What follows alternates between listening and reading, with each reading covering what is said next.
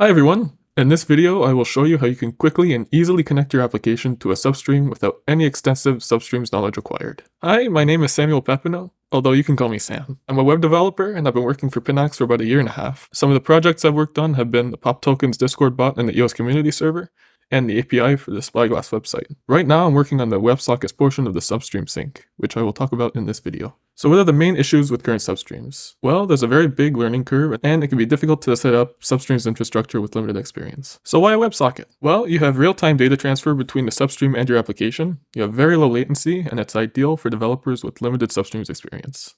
One very important thing with WebSockets is speed. Our WebSockets make use of the Bun WebSockets API, which was built using uWebSockets. uWebSockets is 8.5 times faster than Fastify WebSockets, and 10 times faster than Socket.io, which are two very common libraries for WebSockets. So how does a WebSocket work? Well, first the substream gets the data from the chain, and then our substream sync grabs that data using a webhook that we have built, and then the WebSocket listens to the data sent from the webhook, and then we pass that data on to the client. So now it's time for a quick demo. So this is the WebSocket API. As you can see, the default URL leads to our Swagger docs here. For usage, the first thing that you will find is the module hash.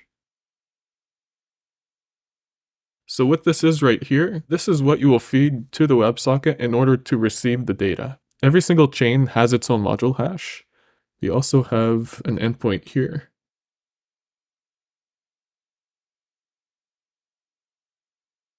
It's called module hash by chain, and you can see we have different module hashes for every single chain. Now, in this case, the module hash doesn't change while the chain does. We have the BSC, Ethereum, and Polygon chains here available. You can also see the trace IDs. So here we have different trace IDs for different chains, values set as the timestamps. We can also see a list of all the individual chains. So here we have Ethereum, BSC, Polygon. The endpoint also has health monitoring. So as you can see, the status is okay. And we also have Prometheus metrics set up. So here we have a trace ID counter that counts all the trace IDs that have been detected by the WebSocket. We have webhook messages received. So these are the individual chains. We have webhook message received errors. So there's 142 errors here, just in the duration that this has been running. We have 2 connections active at the moment on this endpoint. Total connections open is 2,942.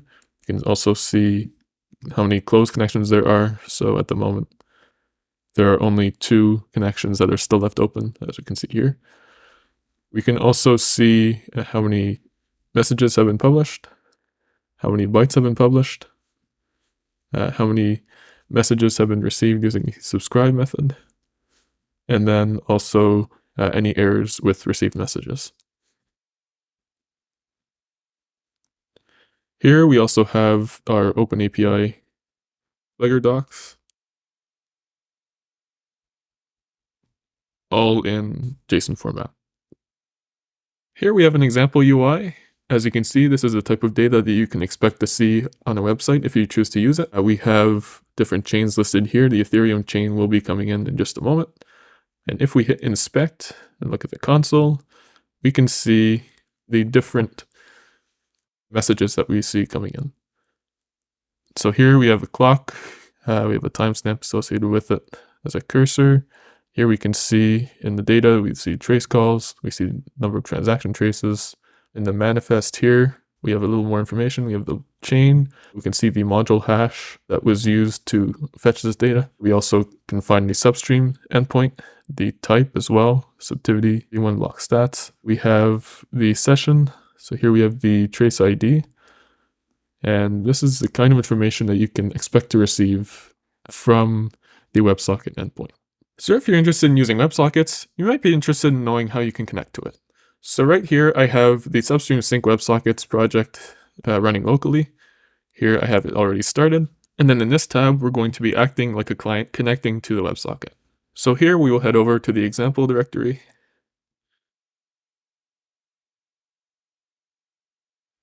And in our examples directory here, you can see there are 3 different things we can send to the WebSocket. So we have a ping, we can subscribe to the connection, and we can also check the server time.